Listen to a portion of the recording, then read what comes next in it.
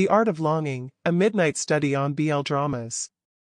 A journey through desire, fandom, and the stories that keep us up at night. The Awakening.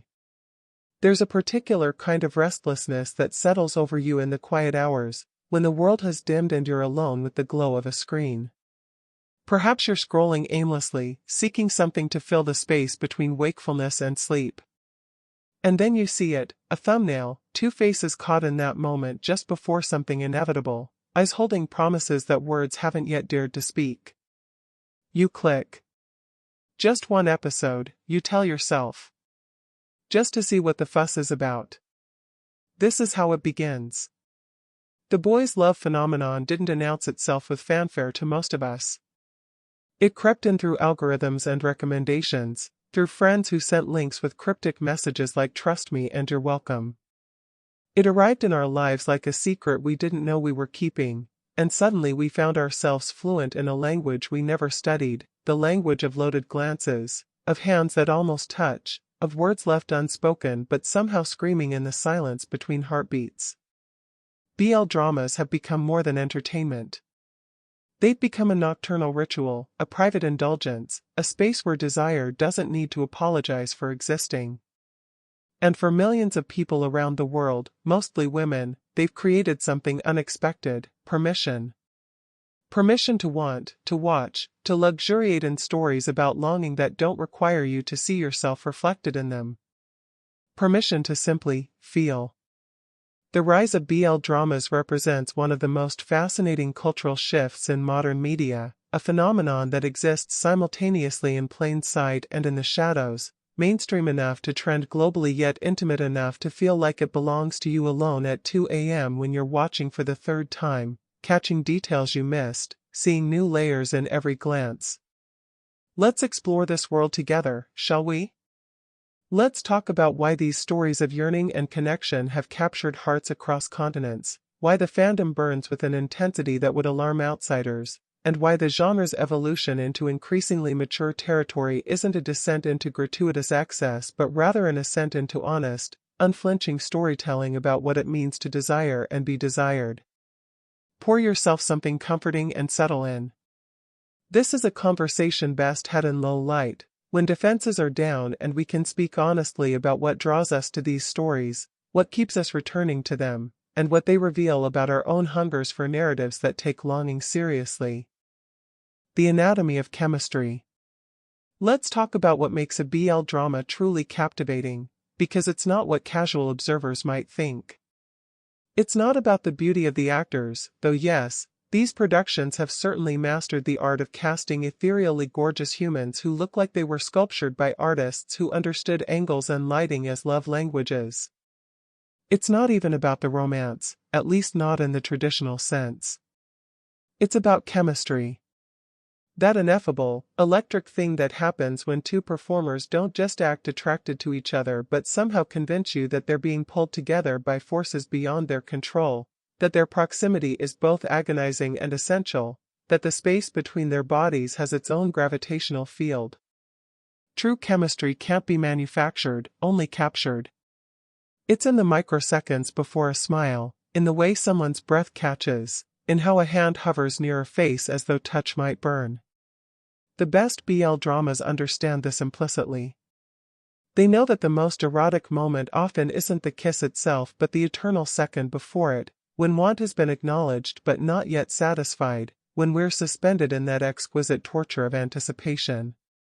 Consider the phenomenon of the rooftop confession scene, a staple so ubiquitous it's become its own genre convention.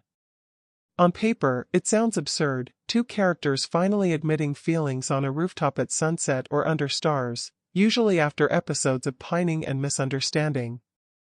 But when executed with genuine emotional weight and that crackling chemistry, these scenes have launched 1,000 fan edits and inspired tears from viewers who swear they don't cry at television. Why rooftops? Perhaps because they're liminal spaces, between earth and sky, between the mundane world below and something transcendent above. Perhaps because they're inherently dramatic, offering 360-degree lighting options for cinematographers who understand that beauty serves emotion. Or perhaps because there's something about height that mirrors the vulnerability of confession, the sense of standing at an edge with nowhere left to hide. The chemistry in BL dramas operates on multiple frequencies simultaneously. There's the physical, the way bodies orient toward each other, the unconscious touching, the way personal space becomes negotiable and then non-existent. There's the emotional, the vulnerability, the soft moments between banter, the way humor can be its own form of intimacy. And there's the visual, the way these shows have mastered the language of the gaze, understanding that eye contact held a beat too long becomes its own form of conversation. Directors have learned to linger on these moments. A hand reaching out. Fingers intertwining with devastating slowness. The particular way someone looks at another when they think they're unobserved. These aren't just pretty shots, they're visual translations of yearning, and audiences have become sophisticated readers of this language. The fandom has developed entire taxonomies for analyzing chemistry. There's practicing for the role chemistry, when actors are clearly working hard to sell the relationship. There's genuine friendship chemistry, warm and sweet but perhaps lacking that edge of danger. And then there's are they, or aren't they, chemistry, the kind that has fans frantically Googling the actor's relationship status at 3 a.m., the kind that blurs lines between performance and reality in ways that are probably unhealthy but undeniably compelling. This last type is what the industry has learned to cultivate, sometimes to problematic degrees. The term fan service has taken on new dimensions in BL, where actors are often expected to maintain their romantic partnership off-screen, doing couple photo shoots, attending events together, and feeding the fantasy that the love story continues beyond the final episode. It's performance inception, acting a relationship about acting in a relationship about an actual relationship. But when chemistry is real, when two performers genuinely connect and create something electric, it transcends the screen. You feel it in your chest, that tightening when they move closer. You hold your breath with them. You become complicit in their desire, a witness to something that feels almost too intimate to watch and yet impossible to look away from. The best BL actors understand that chemistry isn't about grand gestures. It's about the small moments of unconscious intimacy, adjusting someone's collar, brushing hair from their face, the way someone's voice softens when speaking their partner's name. It's about creating a sense of inevitable collision, of two people whose orbits have become so entangled that separation seems not just unlikely but physically painful. This is what keeps viewers returning, what inspires the frame-by-frame analysis and the obsessive rewatching. We're not just watching a romance unfold, we're watching two people discover what it means to be seen completely by another person and to survive that terrifying vulnerability. We're watching desire given form and permission to exist without shame or apology. And perhaps that's the real magic of BL chemistry, it makes wanting seem sacred instead of profane, connection seem worth the risk of devastation, and love seem like something worth fighting for even when it's complicated or forbidden or seemingly impossible. The evolution of intimacy. Let's address what everyone's thinking about but not everyone's saying. BL dramas have gotten spicier, and we need to talk about what that means and why it matters. Gone are the days when a chaste kiss was the height of physical intimacy in these shows. The genre has undergone a metamorphosis, shedding its more innocent skin to reveal something more mature, more complex, more willing to engage with the physical realities of desire. And this evolution hasn't been accidental, it's been deliberate, market-driven, and artistically significant. The progression has been fascinating to observe. Early BL dramas, particularly from Japan and Thailand, were often remarkably chaste. Physical intimacy was suggested rather than shown, fading to black or cutting away at crucial moments. Kisses were closed-mouthed, brief, sometimes awkwardly angled to avoid actual lip contact.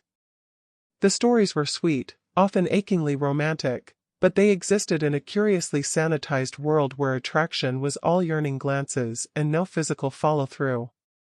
Then came what fans now refer to as the shift. Production companies realized that audiences were hungry for more authenticity, for depictions of relationships that included the physical dimensions of attraction. Streaming platforms offered freedom from broadcast television restrictions. And gradually, tentatively at first and then with increasing confidence, BL dramas began to show more. The watershed moment is debatable. Different fans will cite different shows as the turning point. Love by Chance perhaps, with its willingness to depict physical intimacy more explicitly. Thorntype with its controversial but undeniably passionate intimate scenes. Why Are You, pushing boundaries further. And then Kinporsche, which arrived with the energy of a declaration, we're not playing it safe anymore. Kinporsche deserves special attention because it represented a paradigm shift. Here was a BL drama with genuine cinematic ambition, a reported budget in the millions, and intimate scenes that were frankly, explicitly sexual in ways the genre hadn't seen before. The scenes were carefully choreographed, beautifully shot, and left very little to imagination about what was occurring. They weren't gratuitous, they served character and story, but they were undeniably explicit. The fan response was volcanic. Views skyrocketed. Social media exploded with reactions ranging from shock to delight to thirst posting that would make a Victorian faint. And production companies took note. There was massive appetite for mature content, and audiences were ready for BL to grow up. Now we're in an era where the spectrum of intimacy in BL is remarkably wide. On one end, you have shows like Semantic Error or Kita Hatsukoi, Sweet, Innocent, where the height of physical interaction is holding hands or a brief, chaste kiss. In the middle ground, shows like Bad Buddy or Not Me that include kissing scenes that feel genuinely passionate and intimate moments that suggest more without showing everything. And on the more explicit end, shows like Love in the Air, Bed Friend, or Only Friends that include extended intimate scenes with partial nudity, clear sexual activity, and a frankness about physical desire that earlier BL would never have dared. This evolution mirrors what's happening across television generally. We're in the age of Euphoria and Bridgerton, of shows that depict sexuality more explicitly than previous generations would have allowed on screen. But BL's journey has its own particular character because the genre is navigating additional complexity around representation and authenticity. Here's where things get interesting. The increased explicitness in BL has sparked debate within the fandom itself. Some celebrate it as progress toward more authentic representation of queer relationships, arguing that sanitized versions of gay romance essentially desexualize queer people, perpetuating the harmful notion that LGBTQ+ relationships are somehow less physical or passionate than heterosexual ones. Physical intimacy is part of romantic relationships, they argue, and showing it honestly is important. Others worry about the pressure this creates on actors, particularly younger ones, who may feel obligated to perform increasingly explicit scenes to remain competitive. There are legitimate concerns about consent, about whether actors are truly comfortable with what's being asked of them, about the power dynamics in an industry where refusing intimate scenes might mean losing roles. And then there's the question of audience. BL dramas have fans across age ranges, and the increasing explicitness has created conversations about appropriate content warnings, about the responsibility of platforms to clearly indicate what level of intimacy viewers can expect, about the difference between mature content and content that crosses into territory that shouldn't be freely accessible. What's undeniable is that the genre has become more sophisticated in how it depicts physical intimacy. The best examples aren't just adding sex scenes for shock value or views, they're using physical intimacy as a form of character development and storytelling. The intimate scenes in I Told Sunset About You, for instance, are saturated with emotion, every touch weighted with meaning, the physicality inseparable from the psychological journey the characters are on. Consider how these shows use intimacy to convey power dynamics, vulnerability, trust. A first intimate encounter might be tentative, fumbling, filled with nervousness that feels achingly real. Later scenes might show how physical comfort with each other has grown, how trust has deepened. The physicality becomes a language for emotions that characters can't yet articulate, or a seal on confessions finally spoken aloud. The fandom has developed its own sophisticated vocabulary around this. NC scenes, from the film rating system indicating mature content, has become the polite euphemism. Fans discuss spice levels like sommeliers describing wine, mild, medium, extra spicy, nuclear. There are debates about which shows delivered on the chemistry versus which ones didn't go there despite the perfect setup. There's detailed analysis of how intimate scenes are shot, lit, choreographed, and integrated into narrative. And yes, let's be honest, there's an enormous amount of purely enthusiastic appreciation for attractive people being intimate on screen. The thirst posting is real, the screenshots proliferate, the slow-motion edits set to sultry music dominate social media. The fandom has created a space where women can be openly, enthusiastically appreciative of sexuality in ways that mainstream culture often discourages. There's something liberating about that lack of shame, that communal celebration of desire. But beneath the surface-level enjoyment, there's something more profound happening. BL dramas, by depicting queer intimacy with increasing frankness and respect, are normalizing it for vast audiences.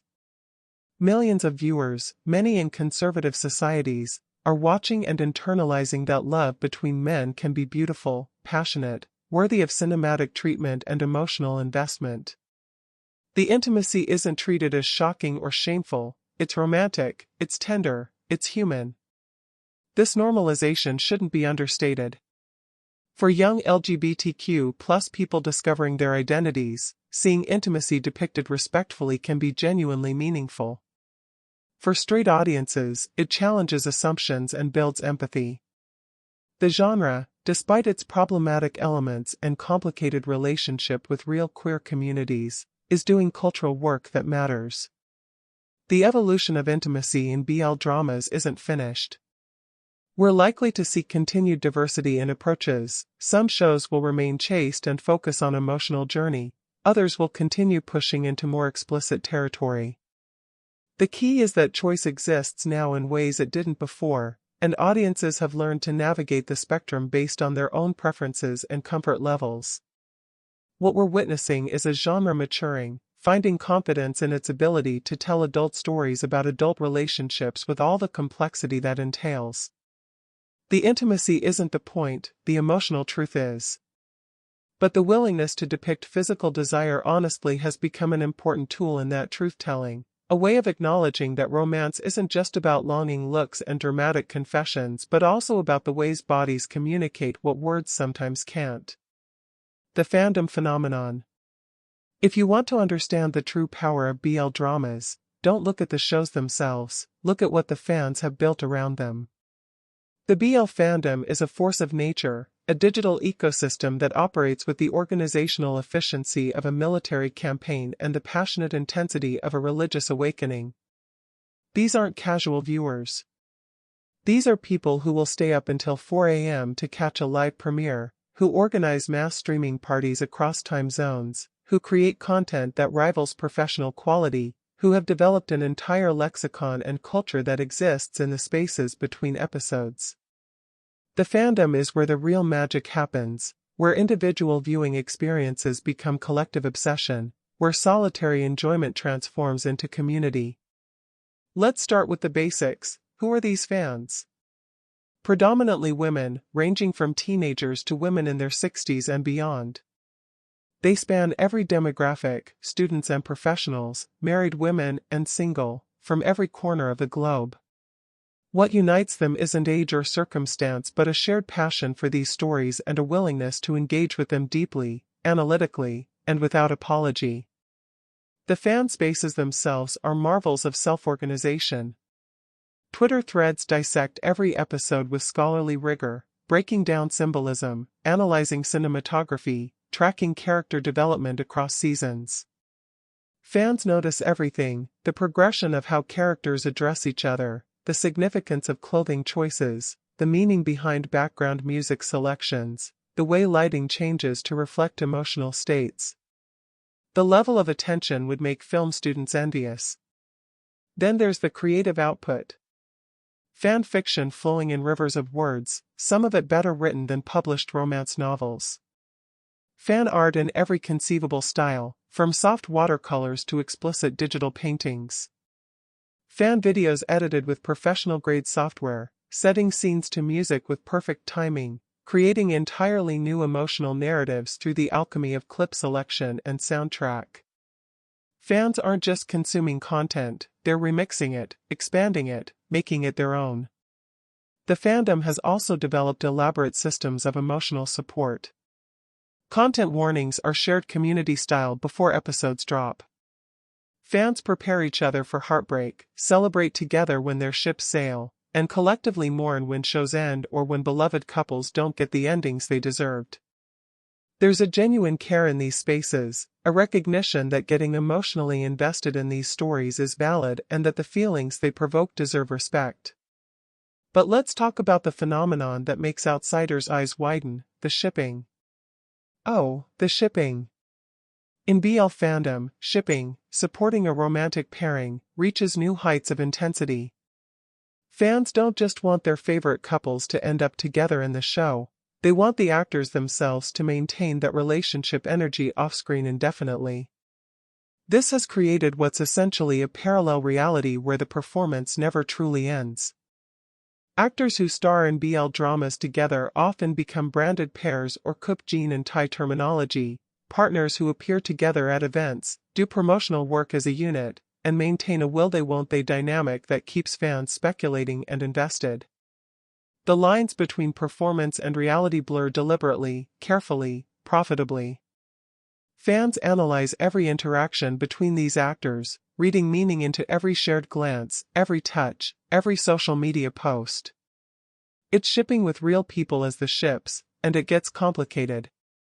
The branded pair phenomenon has become an industry unto itself. These couples have their own massive followings separate from any particular show. They do fan meetings where thousands of people pay to watch them interact, play games, and perform for hours. They endorse products together.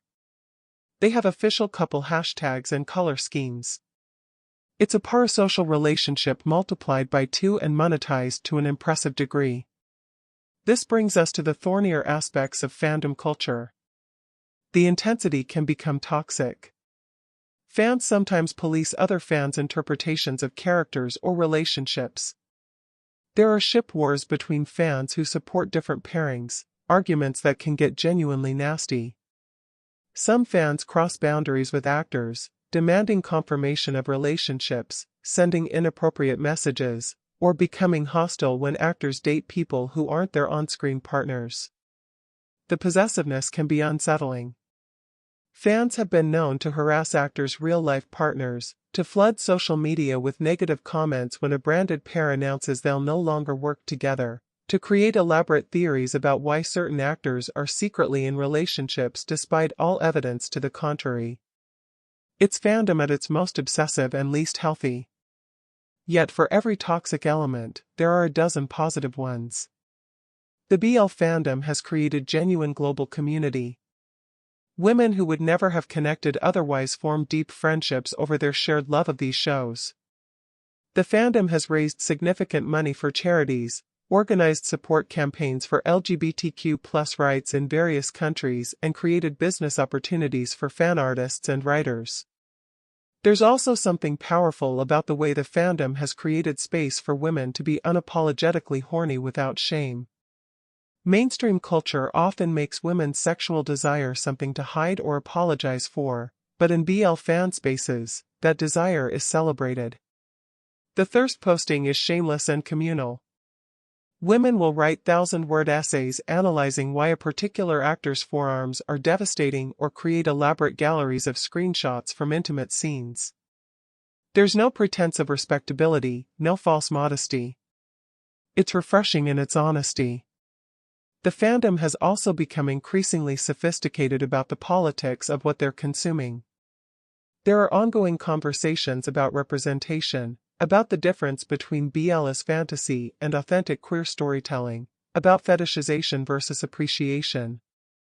Fans debate whether their consumption of these shows helps or harms real LGBTQ+ communities. They discuss the ethics of the branded pair system, the treatment of actors, the responsibility of production companies. These aren't shallow consumers mindlessly enjoying content, They're engaged critics who love the genre while remaining clear-eyed about its problems. The fandom holds shows accountable for lazy stereotypes, criticizes when stories fall into problematic patterns, and celebrates when the genre does better. They're pushing for improvement while remaining devoted fans. The economic power of the fandom cannot be overstated. Brands have discovered that BL fans will buy anything associated with their favorite shows or actors. Product placements in BL dramas have become increasingly prominent because companies know fans will rush to purchase whatever their beloved characters are using. Actors' endorsement deals multiply. Merchandise sells out in minutes. The fandom has disposable income and they're willing to spend it. This has created a fascinating feedback loop. Production companies invest more in BL dramas because they know the fandom will show up. Higher budgets mean better production values, which attracts more viewers, which grows the fandom, which justifies even more investment. We've reached a point where major studios are treating BL as seriously as any other genre, and the fandom's proven loyalty and spending power is a primary reason why. The global nature of the fandom is particularly striking. A Thai BL drama will trend simultaneously in Brazil, the Philippines, Poland, and Indonesia. Comment sections become Tower of Babel situations with fans using translation apps to communicate across language barriers, united by their shared emotional investment in fictional relationships. The fandom has created its own form of soft cultural power, spreading Thai culture globally through the vehicle of BL dramas. What's emerging is a fan culture that's sophisticated, global, economically powerful, and deeply passionate. These fans aren't passive consumers, they're active participants in a cultural phenomenon, creators of content and meaning, builders of community across boundaries of geography and language. They're also increasingly aware of their own power and willing to use it, demanding better representation, calling out problematic content, and supporting shows and actors who align with their values. The fandom is where individual obsession becomes collective culture, where private enjoyment transforms into public celebration, where the shows themselves become almost secondary to the rich world of interpretation, creation, and community that grows around them.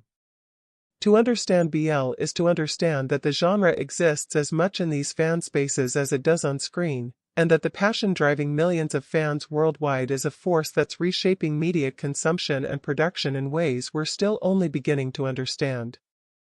The language of longing. There's a vocabulary that develops when you immerse yourself in BL dramas, a specialized language that fans wield with precision and outsiders find baffling. But this language isn't just jargon, it's a sophisticated system for articulating the specific flavors of desire, tension, and romantic satisfaction that the genre trades in. To speak the language of BL fandom is to have access to nuanced discussions about yearning in all its forms. Let's start with tension. In BL fan discourse, tension isn't just about conflict between characters, it's about the electromagnetic field that exists between two people who want each other but haven't yet acted on that want. It's the charged atmosphere in every scene they share, the way their proximity seems to crackle with potential. Fans rate shows based on how well they build and maintain this tension, understanding instinctively that the ache of wanting is often more compelling than the satisfaction of having. Slow burn is a term borrowed from broader fandom but perfected in BL spaces. It describes a romance that develops with agonizing gradualness, where every small step forward feels earned and monumental. A slow burn done well is exquisite torture. Episodes pass where the most intimate contact is a hand on a shoulder, and yet you're breathless from the intensity of it. Fans will wait through 12 episodes of pining if the eventual payoff feels authentic and inevitable. Then there's enemies to lovers, a beloved trope that BL has embraced with enthusiasm. The appeal is obvious. What's more satisfying than watching two people who start out antagonistic gradually realize their hostility masks attraction? The transition from verbal sparring to physical hunger, from wanting to hurt each other to wanting each other, creates a particular kind of electricity that fans find irresistible. Puppy/black cat dynamics has become shorthand for a specific relationship pattern, one character who's sunny, enthusiastic, an openly affectionate paired with someone more reserved, possibly brooding, who pretends the puppy's attention is unwanted while secretly treasuring it. It's a dynamic that allows for both humor and tenderness, and BL dramas have produced countless variations on this theme. Domestic fluff describes scenes of established couples simply existing together in comfortable intimacy, cooking together, lazy mornings in bed, the small rituals of shared life. These moments are surprisingly popular, offering a vision of queer domestic happiness that's both aspirational and deeply affirming. Fans crave these glimpses of what comes after the drama of falling in love, the quiet contentment of being in love. The fandom has also developed precise language for physical intimacy and chemistry. The face touch is practically a trope unto itself, that moment when one character cups the other's face, when touch becomes a vocabulary of its own. Fans analyze the quality of kisses with connoisseur-level attention. Is there hesitation or confidence? Do they pull away or lean in? Is there that crucial moment of stillness before lips meet where the world seems to hold its breath? NC scenes, borrowing from film rating terminology for mature content, has become the polite euphemism for intimate scenes, but the fandom has developed gradations. Soft NC might mean passionate kissing and implied intimacy, while hard NC indicates explicitly depicted sexual activity. Fans discuss spice levels the way others might discuss heat levels in cuisine, and shows are often rated on a spice scale from pure hand-holding wholesomeness to bring a fire extinguisher. The wrist grab deserves its own essay. This gesture, one character grabbing the other's wrist to stop them from leaving, has become so ubiquitous in BL dramas it's essentially a genre marker. But fans have become sophisticated readers of the wrist grab's many meanings. Is it possessive? Desperate? Protective? The same gesture can convey completely different emotions depending on context, and fans are fluent in these distinctions. Yearning might be the most important word in the BL fan vocabulary. It's not just wanting, it's wanting with an edge of impossibility or distance, desire tinged with melancholy. The best BL dramas understand yearning implicitly, know how to create characters whose want for each other is palpable but complicated. Fans often describe being ruined by the yearning in a particular show, meaning the emotional intensity of characters wanting each other has left them emotionally devastated in the best possible way. Whip describes a character who's completely, obviously gone for their partner, who would do anything for them, whose affection is written in every look and gesture. There's something deeply satisfying about watching a character become increasingly whipped, their defenses crumbling, their cool facade giving way to helpless devotion. The language also includes warnings and promises. Prepare tissues signals that emotional devastation is incoming. They finally kissed, confessed, got together, marks watershed moments. The chemistry is insane is the highest praise. Dead fish kiss is the cutting criticism for kisses where one or both actors clearly aren't invested, creating something wooden and uncomfortable to watch. Fans discuss skinship, a term borrowed from K-drama fandom, the casual physical affection between characters, the constant touching that signals comfort and intimacy. They analyze microexpressions, the tiny flickers of emotion across actors' faces that reveal what characters are feeling beneath what they're saying. They celebrate the soft eyes, that particular quality of gaze when someone looks at their beloved with unguarded tenderness. Canon and fanon divide what's explicitly in the text from what fans have collectively decided is true. Subtext describes the implications beneath dialogue, the things characters don't say but absolutely mean. BL fans are expert subtext readers, trained by years of consuming media where queer relationships had to exist in implications and coding rather than explicit depiction. The fandom has vocabulary for discussing representation too, authentic queer representation versus fantasy written for straight female consumption, fetishization versus appreciation, stereotypes versus character archetypes. These distinctions matter intensely to fans engaged in ongoing conversations about the politics of what they're consuming.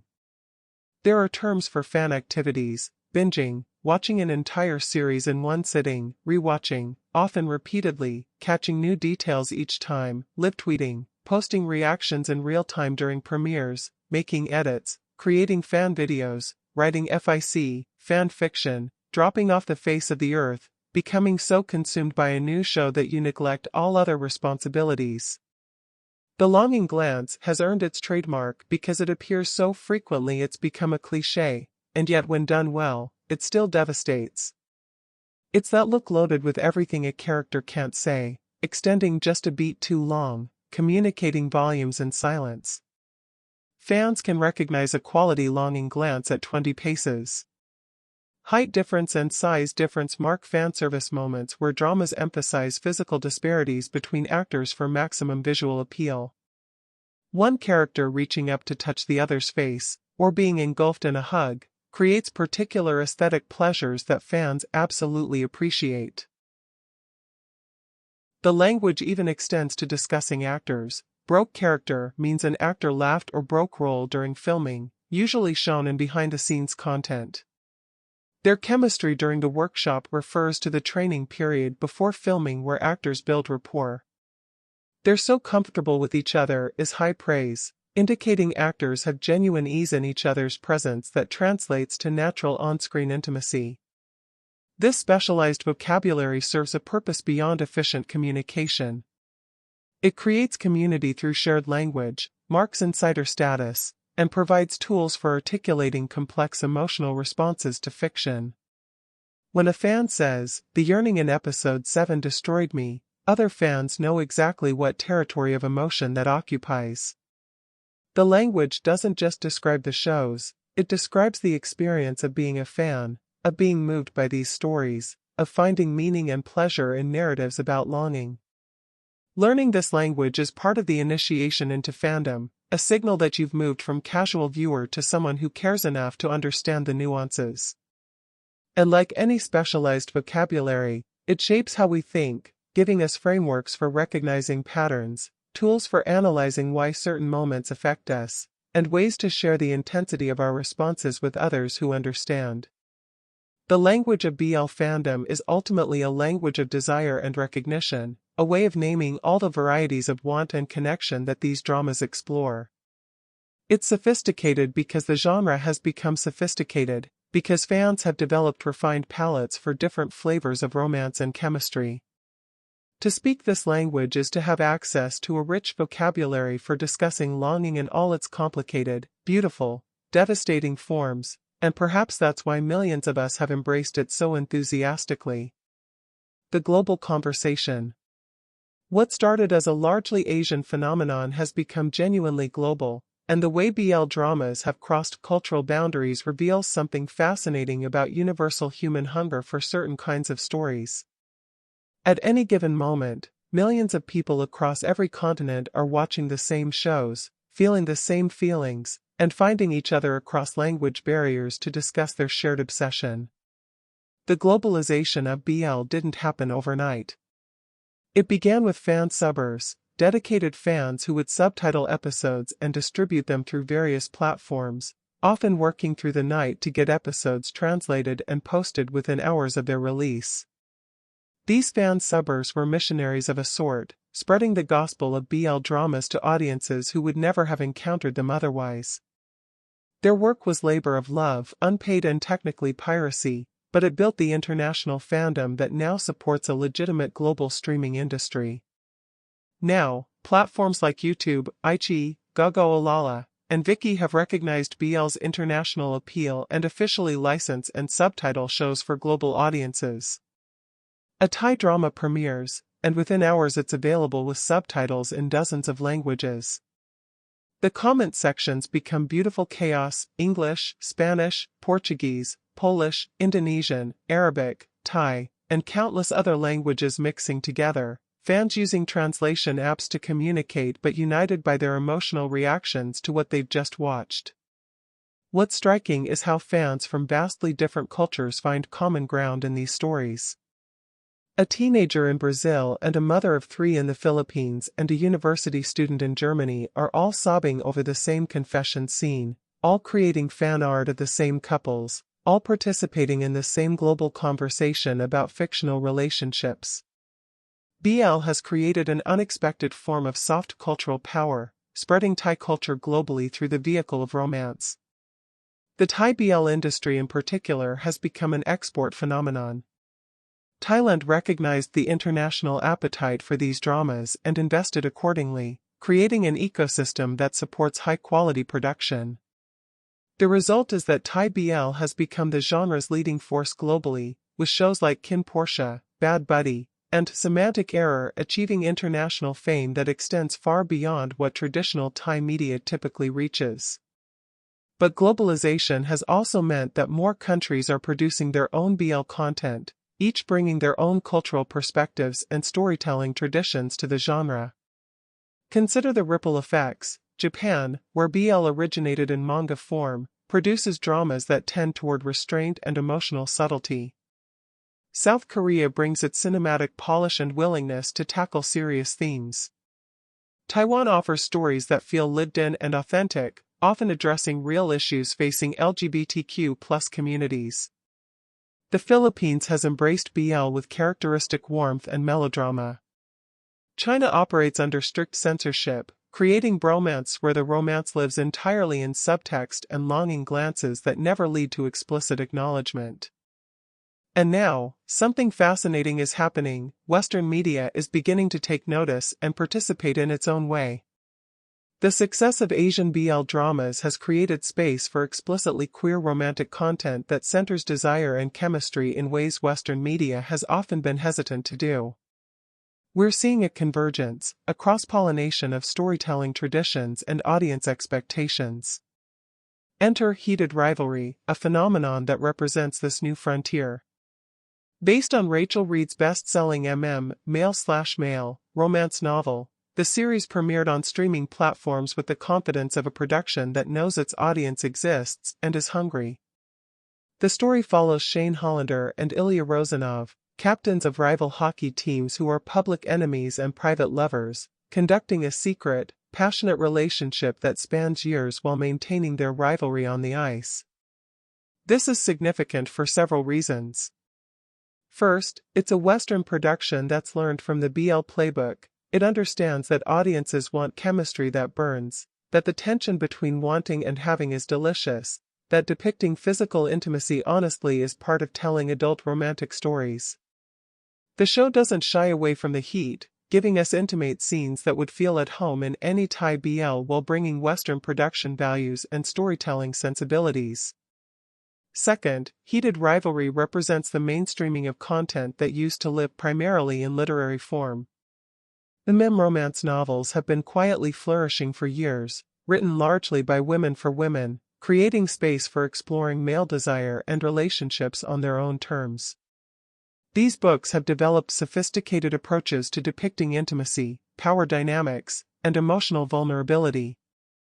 The success of Heated Rivalry as a series signals that this audience, the same audience that's been devouring BL dramas, is large enough and passionate enough to justify major streaming platform investment. The hockey setting is particularly clever. Sports romance has always understood the erotic potential of physicality, competition, and bodies in motion. The built-in structure of rivalry to lovers gives the story natural tension. And there's something about the contrast, these hypermasculine athletes navigating secret desire, that creates compelling drama while also subverting expectations about masculinity and sexuality. What's emerging is a global conversation about queer romance that's being shaped by multiple traditions simultaneously. Asian BL dramas taught international audiences to expect certain things: chemistry that's electric, relationships that develop with emotional depth, physical intimacy depicted as beautiful rather than shocking. The romance novels contributed their own vocabulary of desire and sophisticated approaches to depicting sexuality. And now Western productions like Heated Rivalry are synthesizing these influences, creating content that borrows from both traditions while adding their own elements. The fandom overlap is real and energetic. Fans who discovered BL through Thai dramas are now watching Heated Rivalry and bringing their analytical frameworks with them. The language of BL fandom, discussions of chemistry, tension, spice levels, translates perfectly to this new context. Twitter threads dissect episodes with the same intensity previously reserved for Asian BL. The fan art flows. The thirst posting knows no cultural boundaries. This cross-pollination is creating something new, a truly international language of queer romance that draws from Asian BL, Western romance, and emerging queer cinema. Productions are learning from each other, audiences are demanding more sophisticated storytelling across all markets, and the genre is evolving in real time as creators respond to what's working globally. The barriers between these different traditions are becoming increasingly porous. Thai BL actors are gaining international fame comparable to Korean pop stars. Western romance authors see their books translated into dozens of languages and embraced by global readerships. Streaming platforms are investing in queer romantic content from multiple countries simultaneously, recognizing that the audience for these stories isn't bound by geography or language. What does this mean for the future? We're likely entering an era of genuine diversity in queer romantic storytelling, where productions from Thailand, Korea, Japan, Taiwan, the Philippines, Brazil, Mexico, the United States, Canada, and elsewhere all contribute to an evolving global genre. Each brings their own cultural context, their own storytelling traditions, their own approach to depicting desire and intimacy, and audiences are hungry for all of it. The success of shows like Heated Rivalry alongside the continued dominance of Thai BL suggests that there's room for multiple approaches, that audiences have sophisticated enough tastes to appreciate different flavors of romantic storytelling. A viewer might watch a sweet Japanese BL on Monday, a spicy Thai drama on Wednesday, and Heated Rivalry on Friday, finding different pleasures in each while recognizing the common threads that connect them. This globalization has also created economic opportunities for diverse creators. The international success of BL has meant that producers in smaller markets can find global audiences for their work. It's democratizing in a way that traditional media distribution never was. A well-made BL drama from a small production company can find millions of viewers worldwide if it connects emotionally and delivers what audiences are seeking. The cultural exchange works both ways too. Western audiences are learning about Thai culture through BL dramas, picking up phrases in Thai, becoming familiar with cultural contexts and customs. Asian audiences watching Western productions like Heated Rivalry get windows into different cultural contexts for LGBTQ+ relationships and romance. It's soft cultural power operating in multiple directions simultaneously, building understanding and empathy through the universal language of romantic longing. There's something profoundly hopeful about this global conversation. In a world that often feels fractured and divided, millions of people across every conceivable boundary are finding common ground in stories about love and desire. They're learning each other's languages, literally and figuratively, to discuss fictional relationships. They're creating art inspired by stories from cultures half a world away. They're building communities that transcend geography. The future of queer romantic content looks increasingly global, increasingly diverse, and increasingly sophisticated. Productions like Heated Rivalry joining the conversation alongside established Asian BL traditions signals that the appetite for these stories is only growing. Streaming platforms are investing more, production values are rising, and creators are taking bigger swings, confident that audiences exist for ambitious, emotionally complex, physically intimate queer romance. And through it all, fans continue doing what they do best, watching obsessively, analyzing endlessly, creating prolifically, and building communities around their shared passion for stories about longing and connection. Whether it's a Thai university BL, a Japanese office romance, a Korean historical drama, or a Western hockey romance, the fundamental appeal remains. These are stories about wanting and being wanted, about the courage it takes to love openly, about the beauty of connection in all its forms. The global conversation continues, growing richer and more complex with each new production, each new voice joining the dialogue, each new fan discovering these stories and adding their perspective to the ongoing discussion. We're witnessing the evolution of a genuinely global genre in real time, and it's thrilling to watch where it goes next. The economics of desire. Let's talk about money, because understanding the economics of BL is crucial to understanding why the genre has evolved the way it has and where it's likely headed. BL dramas aren't just artistic endeavors, they're business ventures, and increasingly profitable ones. The genre has created an entire economic ecosystem, and the financial realities shape everything from content decisions to casting choices to what gets produced at all. Start with the basic economics. BL dramas can be produced relatively affordably compared to big-budget action series or historical epics. You need attractive actors with chemistry, decent production values, and compelling scripts, but you don't necessarily need elaborate sets, extensive special effects, or massive casts. Early Thai BL dramas were made on shoestring budgets, often by small independent production companies willing to take risks on untested content. But here's where it gets interesting. The return on investment for successful BL dramas can be extraordinary. A show that costs relatively little to produce can generate massive viewership, both domestically and internationally. Streaming numbers that would be respectable for any drama become spectacular when you factor in the low production costs. This has caught the attention of bigger studios and platforms with deeper pockets. The business model has evolved beyond just monetizing viewership.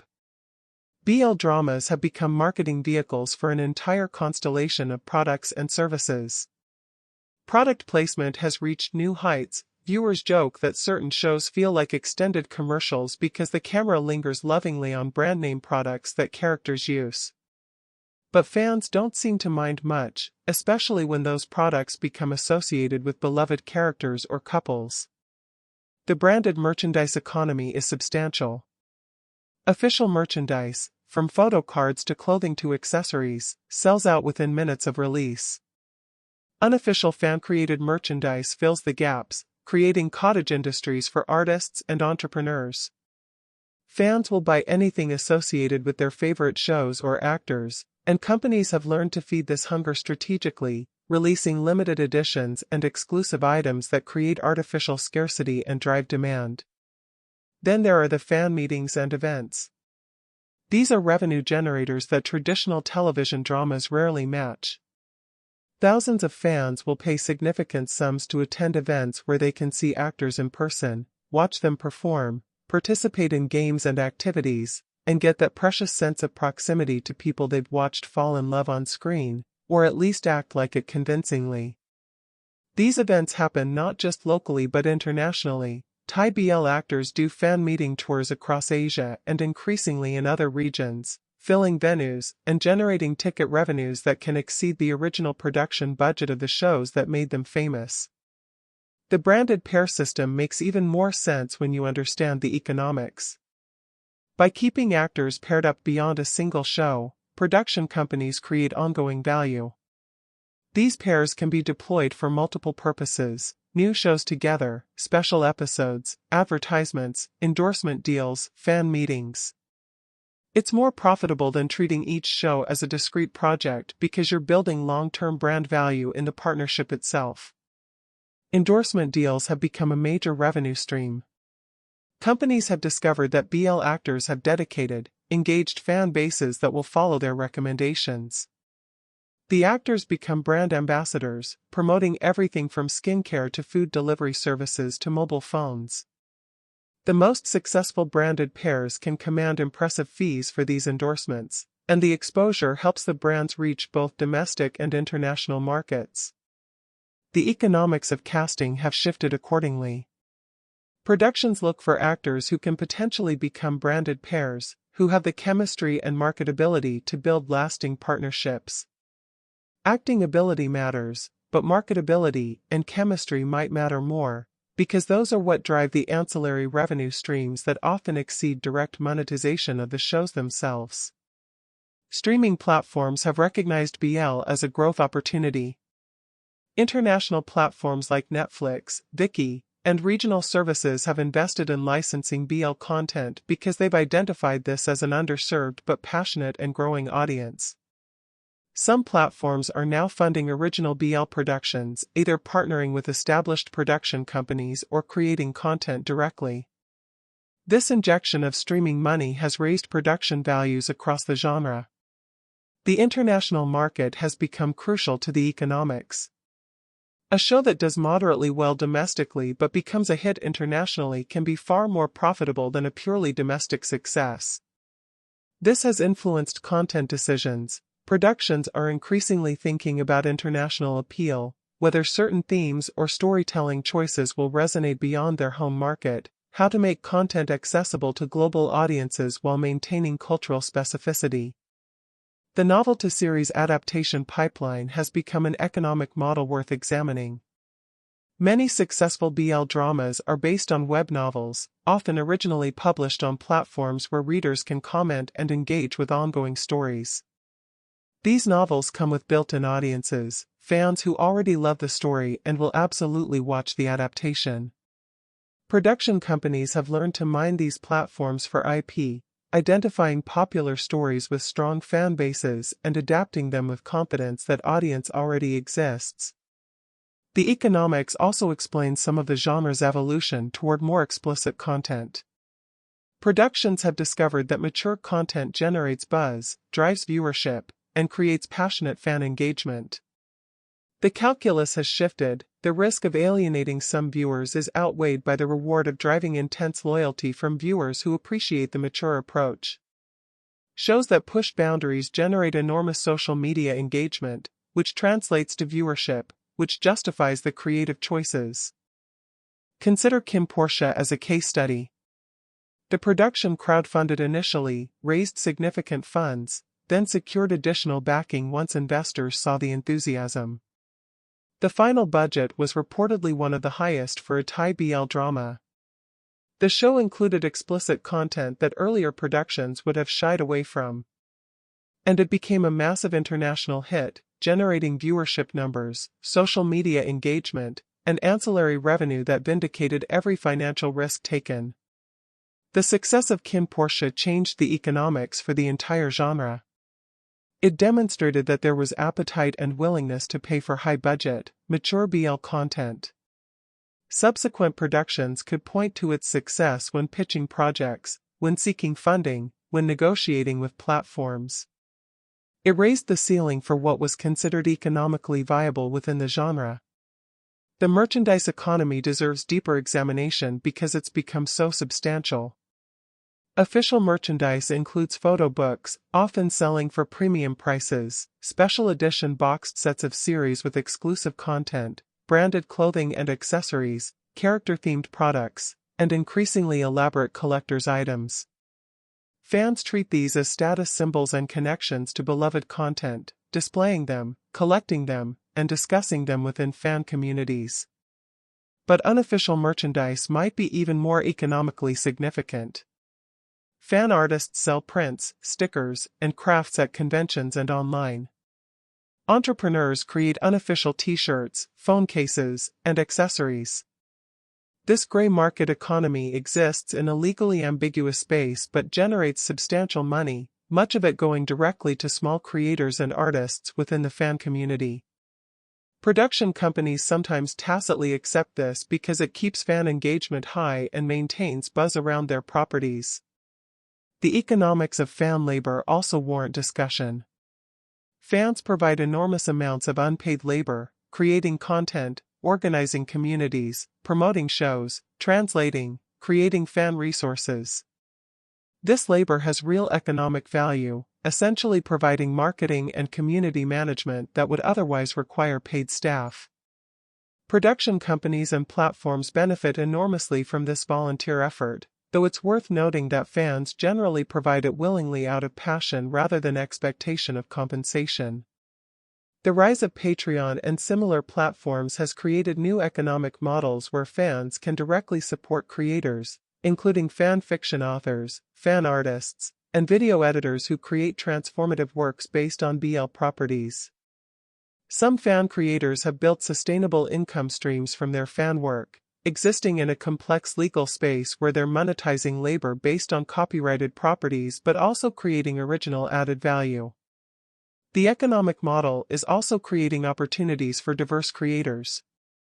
The relatively low barrier to entry means that smaller production companies, independent filmmakers, and new actors can break into the industry. Success in BL can launch careers, with actors moving into mainstream productions or building lucrative careers within the BL sphere itself.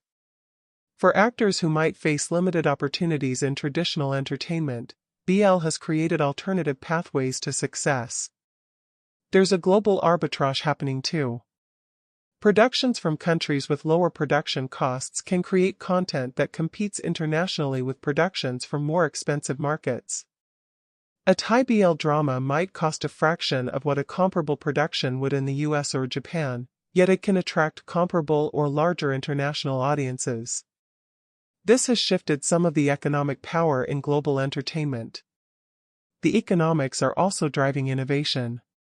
Productions are experimenting with different formats, miniseries, extended cuts for international audiences, special episodes, multi-season arcs. They're trying new distribution models, simultaneous global releases, exclusive platform deals, theatrical releases for special content. The genre has become a laboratory for new approaches to content monetization. Looking forward, the economics suggest continued growth and investment. As long as BL dramas continue generating strong returns, through viewership, merchandise, events, endorsements, and international licensing, production budgets will keep rising, more companies will enter the space, and the genre will attract increasingly sophisticated creators and more established actors. But the economics also create pressures. The need to satisfy international audiences might push content toward more universally accessible themes at the expense of cultural specificity. The profitability of branded pairs creates incentives to typecast actors and limit their range. The success of mature content might lead to an arms race of explicitness where shows feel pressure to include steamier scenes regardless of whether they serve the story. The economics of desire, both the desire depicted on screen and the desire fans feel for content, merchandise, and access to actors, has created a thriving industry that's reshaping entertainment markets globally. Understanding these economics helps explain why BL has evolved as it has, why certain creative choices get made, and where the genre is likely headed. Money follows passion, and the passionate dedication of BL fans has created economic opportunities that are reshaping what gets produced, how it's monetized, and who has access to create and consume this content. The art of the slow reveal. There's a particular kind of storytelling that BL dramas have perfected, an approach to revelation and intimacy that operates on principles of gradual unveiling. The best examples understand that showing everything at once would be far less satisfying than the careful choreography of disclosure, where each new revelation feels both inevitable and surprising, where we're kept perpetually in that delicious state of anticipation. Consider how these shows structure their emotional arcs. The first episode might show us two characters who don't even like each other, or who seem to exist in completely different worlds. We're given hints, a glance held too long, a reaction that's slightly too intense, dialogue that carries double meanings. The show is teaching us to read its language, training us to notice the small signs of attraction that characters themselves might not yet consciously recognize. This is narrative foreplay, and BL dramas have elevated it to an art form. The slow accumulation of moments creates unbearable tension. An accidental touch becomes charged with meaning. Sharing food takes on intimate dimensions. The simple act of one character adjusting another's collar or removing an eyelash becomes a scene that fans will replay dozens of times, analyzing every micro-expression, every breath, every fraction of a second where fingers make contact with skin. The structure typically follows a pattern of escalation. Early episodes establish the relationship dynamic, rivalry, friendship, forced proximity, whatever framework the story uses. Middle episodes complicate things, introducing obstacles and misunderstandings while simultaneously deepening the connection through shared experiences. Later episodes accelerate toward climax, confessions, first kisses, the transition from tension to resolution. But within this macro structure, each episode contains its own microstructure of tension and release. The almost moment is a crucial tool. Characters almost kiss but are interrupted. They almost confess but lose nerve. They almost touch but pull back. These moments are maddening and addictive, keeping audiences in a state of perpetual hunger for resolution. When the actual kiss finally happens, when words are finally spoken, the satisfaction is exponentially greater because we've been made to wait, to want it alongside the characters. BL dramas have also mastered the art of the meaningful pause. Silence becomes its own form of communication. Two characters might stand facing each other, words failing, and the camera simply holds on their faces while we watch emotions flicker across their expressions. These pauses would feel interminable in other genres, but here they're pregnant with meaning, allowing space for viewers to feel the weight of what's unspoken. The use of physical space in these narratives is sophisticated. Characters begin the story maintaining distance, sitting at opposite ends of couches, keeping arm's length between them. As attraction develops, that space gradually contracts. We notice when they start sitting closer, when casual touch becomes acceptable, when personal space becomes negotiable. The show is using proxemics, the study of personal space, as narrative vocabulary, and fans become fluent in reading these spatial relationships. Clothing and grooming become sites of intimacy. One character helping another with a tie, adjusting a collar, pushing hair from a forehead. These moments of tending to another person's appearance carry erotic charge precisely because they're ostensibly innocent. They're socially acceptable ways of touching, of getting close, of caring for someone's body without explicitly acknowledging the desire underneath. The shower scene has become its own trope, and for good reason. It's a space of vulnerability and privacy, a moment when characters are literally exposed. But BL dramas have learned to make these scenes about more than just showing attractive actors without shirts. The best examples use these moments to reveal character, how someone looks when they're alone, unguarded, perhaps replaying a recent interaction or grappling with unwelcome feelings. Food sharing has taken on ritual significance. One character feeding another, sharing a drink, cooking for each other. These acts of nourishment become metaphors for emotional care and building intimacy. Asian cultures particularly have strong traditions around shared meals as expressions of love and community, and BL dramas tap into these cultural associations while adding layers of romantic and sensual implication. The drunk confession is a beloved device. Alcohol provides plausible deniability. A character can admit feelings that would be too vulnerable to express sober, and both parties have the social excuse to pretend it didn't happen if needed. Yet these confessions often carry truth that can't be unsaid, becoming turning points even when characters try to walk them back the next morning. The vulnerability of intoxication strips away defenses, letting raw emotion surface, and audiences treasure these moments of unguarded honesty. Weather and setting become emotional amplifiers.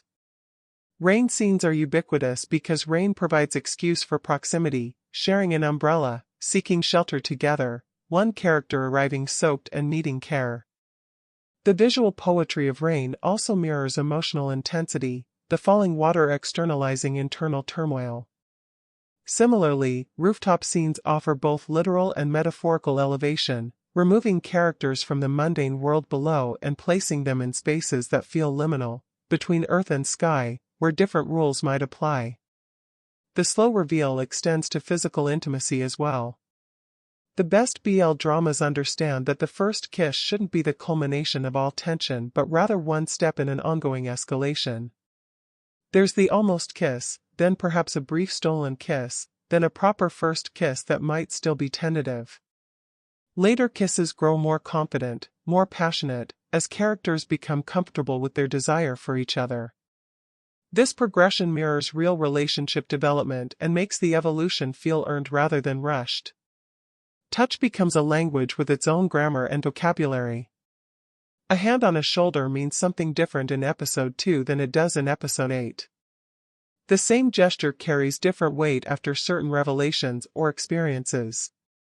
Fans become expert readers of this tactile language, noticing when touch becomes less casual and more deliberate, when it lingers just slightly too long to be platonic, when it carries heat that wasn't there before.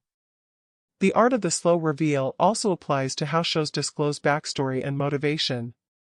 We might see a character behave in ways that seem inexplicable, only to have their history revealed gradually, recontextualizing everything we've seen. A character who seems cold might be protecting themselves from past hurt. Someone who pushes others away might be terrified of abandonment.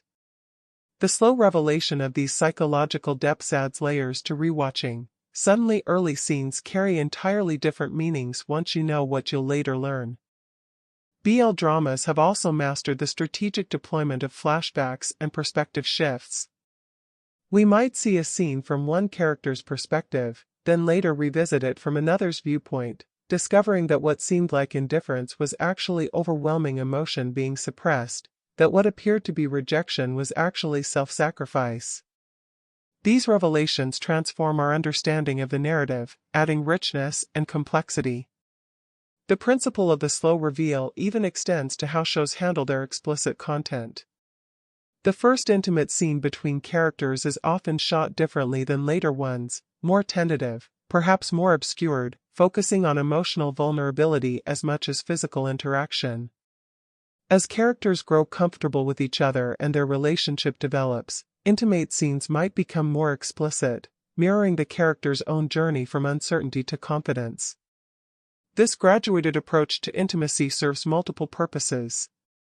It allows for character development. We see people learning each other's bodies, building trust, growing bolder. It respects the narrative arc. Early intimate scenes carry different emotional weight than those between established partners. And it keeps audiences engaged through varied approaches rather than repetitive content. The slow reveal is ultimately about respect for the audience's intelligence, respect for the characters' emotional journeys, respect for the process of falling in love. It acknowledges that desire and connection are complex, that intimacy develops in layers, that the most satisfying stories are those that make you work for the payoff, that earn every emotional beat through careful construction. This is why BL fans will watch 12 episodes of Pining if the execution is skilled enough. The slow reveal isn't stalling or wasting time, it's the point. The journey is the destination. The ache of wanting is as delicious as the satisfaction of having. And when shows understand this, when they commit to the slow build with confidence that their audience will stay for the ride, the result is storytelling that lingers long after the final episode, that invites rewatching to catch new layers, that creates emotional experiences intense enough to generate passionate global fandoms. The art of the slow reveal has become one of BL's defining characteristics, a narrative approach that distinguishes the best examples from the merely adequate. It requires patience from creators and audiences alike, trust that the payoff will justify the wait, and skill in maintaining tension without losing momentum. When executed well, it transforms simple romance into something more profound, a meditation on longing, vulnerability, and the courage required to let someone truly see you. The politics of representation. We've danced around this topic throughout our conversation, but it's time to address it directly. The relationship between BL dramas and actual LGBTQ+ representation is complicated, contested, and constantly evolving. This is where the conversation gets thorny, where longtime fans and critics disagree, where good faith arguments exist on multiple sides. Let's start with the central tension. BL dramas are primarily created by straight women, for straight women, featuring queer relationships. This immediately raises questions about authenticity, ownership, and who has the right to tell which stories. Critics argue that BL fetishizes gay relationships for straight female consumption, that it's essentially voyeuristic, that it reduces queer identities to entertainment for people outside those communities. These criticisms have merit and shouldn't be dismissed. Much BL content does exist in sanitized universes where homophobia barely exists, where coming out is effortless, where queer identity is treated as simply a matter of falling for a specific person rather than grappling with systemic oppression or community. This can feel like fantasy that serves straight women's desires while erasing the real struggles of LGBTQ+ people. The term fetishization gets thrown around frequently in these discussions, and it's worth unpacking. Fetishization implies reducing someone to a sexual object, stripping away humanity to focus exclusively on sexual characteristics or behaviors. Some BL absolutely falls into this category, content where the relationship exists primarily for titillation, where characters lack depth beyond their function in sexual scenarios, where the appeal is purely voyeuristic. But not all appreciation of queer relationships qualifies as fetishization, and this is where the conversation becomes nuanced. There's a difference between dehumanizing objectification and genuine appreciation for romantic and sexual connection. There's a difference between consuming content that treats characters as mere vehicles for fantasy versus engaging with stories that depict full human beings who happen to be queer. The genre has also evolved significantly. Early BL often relied heavily on problematic tropes, aggressive seduction that bordered on assault, strict top/bottom dynamics that replicated heterosexual gender roles, storylines that treated consent casually. Modern BL increasingly rejects these patterns, featuring relationships with mutual respect, healthy communication, and genuine partnership between equals. Shows like I Told Sunset About You represent a more mature approach. They grapple seriously with queer identity, with the difficulty of self-acceptance in conservative societies, with the real pain of hiding who you are. These aren't sanitized fantasies but rather honest explorations of what it means to discover and act on same-sex attraction in contexts where that carries real consequences. The question of who can tell queer stories is complex. On one hand, there's valid concern when straight creators dominate queer storytelling, potentially crowding out authentic voices from within LGBTQ+ communities. On the other hand, insisting that only queer people can create queer content sets restrictive boundaries that might limit artistic expression and cross-cultural understanding. What matters most is perhaps not the identity of creators but rather the quality, authenticity, and respect with which stories are told. A straight woman can write deeply empathetic, well-researched queer romance that resonates with LGBTQ+ readers. A queer creator can produce shallow, stereotypical content. The identity of the creator guarantees neither quality nor authenticity, though lived experience certainly can inform storytelling in valuable ways.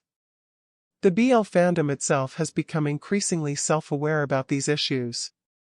Fans engage in ongoing conversations about representation, calling out problematic content, celebrating shows that do better, and demanding more authentic voices in the genre.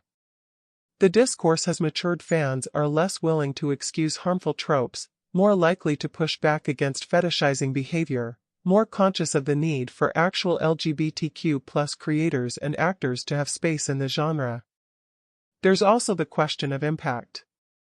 Critics are right that BL often exists in fantasy spaces disconnected from real LGBTQ+ struggles.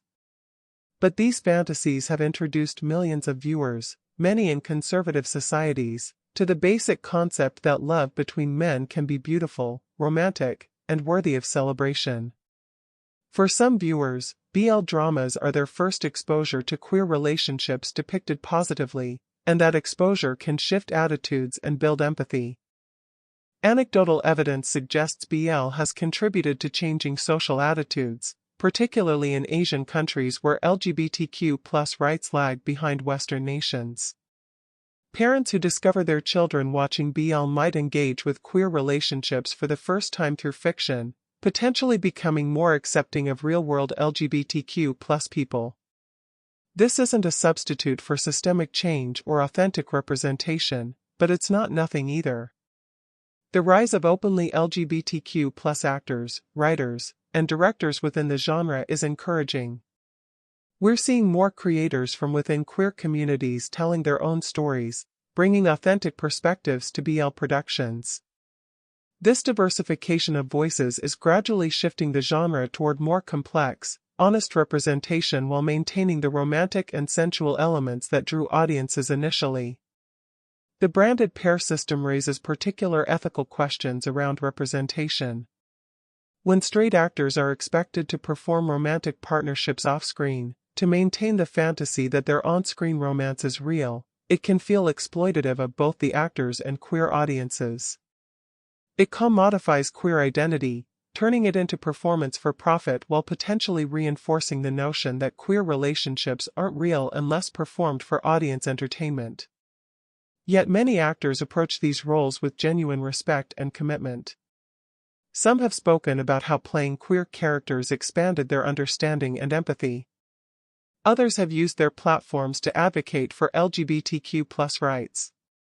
The actors themselves occupy a complicated position, benefiting professionally from queer representation while often being straight themselves, walking a line between respectful portrayal and potentially profiting from identities not their own.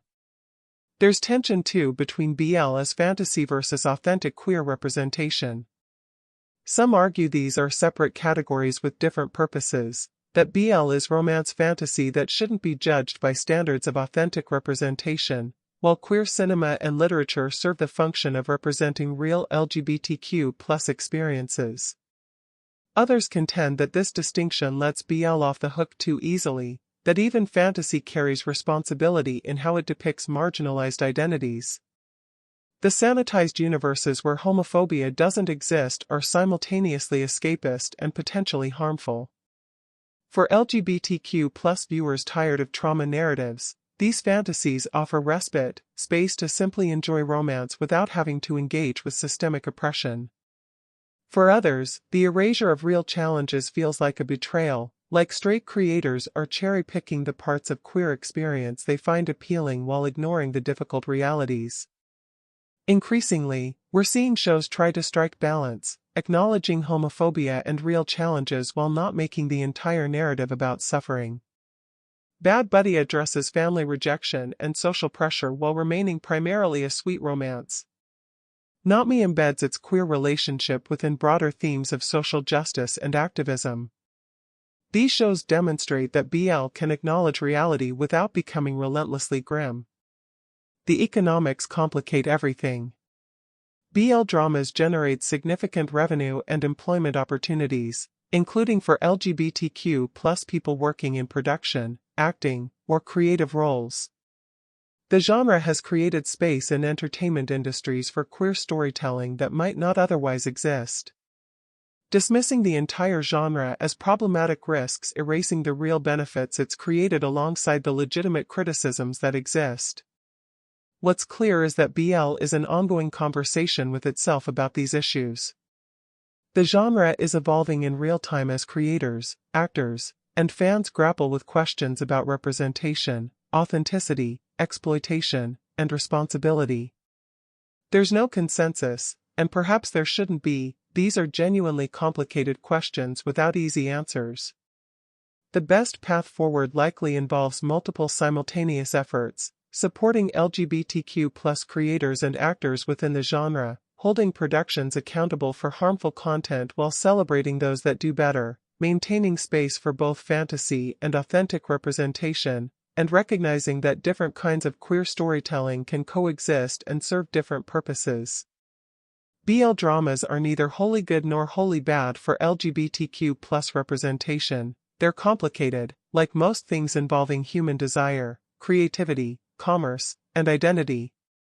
They've done both harm and good, created both problems and opportunities, perpetuated stereotypes while also building empathy and normalizing queer relationships for mainstream audiences. The conversation continues, growing more sophisticated as the genre matures and as fans, creators, and critics engage with increasing seriousness and nuance. What matters is that the conversation is happening at all, that these questions are being asked and debated, that the genre is being pushed to be better, more thoughtful, more responsible in how it tells stories about queer desire and identity. The Midnight Reckoning. And so we arrive at the quiet hours, when defenses are down and honesty becomes possible. We've explored this phenomenon from multiple angles: the chemistry, the economics, the global reach, the artistic techniques, the complicated politics. But perhaps now, in this liminal space between waking and sleep, we can acknowledge what draws us to these stories at the most personal level. Why do we care so much about fictional relationships between fictional characters? Why do we invest hours analyzing glances and touches? Why does a confession scene make us cry, a kiss scene make our hearts race, a separation make us genuinely ache? What are these stories giving us that we apparently need so desperately? For many viewers, BL dramas offer something rare, romance that doesn't require identification with a female character whose worthiness for love might be constantly questioned, whose appearance is endlessly scrutinized, whose behavior is policed by gendered expectations. There's liberation in watching love stories where you're not implicitly being asked to see yourself as one of the participants, where you can simply observe and appreciate without the weight of projection.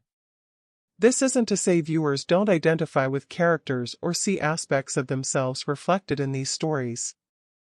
But the identification operates differently when both parties are men. There's distance that paradoxically allows for deeper emotional engagement, space to explore desire and vulnerability without triggering all the socialized anxiety that comes with seeing yourself in romantic narratives that carry gendered baggage. BL dramas also offer visions of relationships characterized by emotional intelligence, communication, and mutual vulnerability, qualities that mainstream media often treats as incompatible with masculinity. Seeing men navigate feelings with openness, discuss their fears and desires, provide emotional support to each other presents models of masculinity quite different from what dominant culture typically offers. This is appealing regardless of viewer gender or sexuality. There's also something about the way these shows treat longing itself as sacred. In a culture that often moves fast, that treats emotional intensity as embarrassing or excessive, that encourages cynical detachment, BL dramas unabashedly celebrate yearning. They take seriously the enormity of wanting someone, the courage required to love openly, the beauty of connection despite obstacles. This earnestness is refreshing when so much modern media drowns in ironic detachment. The fandom communities themselves provide something valuable beyond the shows: belonging, connection, shared passion. In increasingly fragmented online spaces, BL fandoms offer genuine community where people bond over common interests, support each other emotionally, and create together. The shows are almost secondary to the relationships and creative ecosystems built around them. For LGBTQ+ viewers, the appeal is more complex. Some find genuine comfort in seeing queer relationships cantered and celebrated, even imperfectly. Others appreciate having romance options that aren't dominated by het relationships, even if the BL they're consuming isn't perfectly authentic. Still others engage critically, analyzing where representation succeeds or fails while still enjoying aspects of the content. There's also the undeniable element of physical appreciation. These shows cast attractive people and film them beautifully. The sensual pleasure of watching aesthetically pleasing humans with chemistry creating intimate moments together is real and valid. The fandom's willingness to openly celebrate this, to be enthusiastically appreciative of beauty and desire without shame, creates space for enjoyment that mainstream culture often discourages, particularly for women. But perhaps most fundamentally, BL dramas tap into universal human hunger for stories about connection overcoming obstacles, about people choosing each other despite complications, about love being powerful enough to risk vulnerability for. These are ancient story structures dressed in contemporary clothing, romantic archetypes that resonate across cultures because they speak to fundamental human experiences and desires. The late-night viewing session when you should be sleeping but can't stop watching captures something essential about the appeal. These aren't shows you watch casually with half attention. They demand engagement, reward careful viewing, and create emotional intensity that keeps you returning. They provide complete emotional journeys in digestible episode formats, perfect for the modern viewing experience where we seek meaningful engagement in contained packages. As this genre continues evolving, as it becomes increasingly sophisticated and diverse, as more voices enter the conversation and shape where it goes, the core appeal likely remains constant. We want stories about longing and connection. We want chemistry that makes our hearts race. We want characters who feel deeply and love boldly. We want happy endings, or at least meaningful ones. We want romance treated as important, desire depicted as beautiful, vulnerability celebrated as strength. BL dramas, with all their complications and contradictions, their problems and possibilities, deliver these elements in ways that millions find compelling. They've created global communities of passionate fans, generated significant cultural and economic impact, and carved out space in entertainment landscapes for queer romantic storytelling that didn't previously exist in this form. The phenomenon isn't slowing down, if anything, it's accelerating as more productions enter the space, as budgets increase, as the genre gains mainstream recognition. We're likely only beginning to see what BL can become as it continues maturing and diversifying. For now, in these quiet hours, we can appreciate what these stories offer: escape and recognition, fantasy and truth, desire without apology, and connection across all boundaries. We can acknowledge that needing these stories doesn't require justification, that seeking out narratives about love and longing is fundamentally human, that investing emotionally in fiction is how we process our own experiences and desires, that finding community around shared passions enriches our lives. The BL phenomenon has created something beautiful alongside its problems: a global conversation about love and desire, a space where millions connect over shared emotional experiences, an ecosystem where creativity flourishes and communities thrive. These stories matter to the people who love them, and that mattering doesn't require defense or explanation. So let the stories continue, let the fandoms flourish, let the debates rage about representation and authenticity and what it all means. Let creators keep pushing boundaries and trying new approaches. Let fans keep watching obsessively, creating prolifically, and building communities around their shared passions. And on those nights when you can't sleep, when you're scrolling looking for something to fill the quiet hours, when you stumble across a thumbnail of two people looking at each other with barely contained want, go ahead and click. Let yourself fall into that world of longing and connection. Give yourself permission to feel whatever these stories make you feel without judgment or shame. Because ultimately, this is what BL dramas offer at their best: permission to want, to feel, to luxuriate in stories about desire and connection, to take romance seriously, to believe that love, in all its forms, is worth celebrating.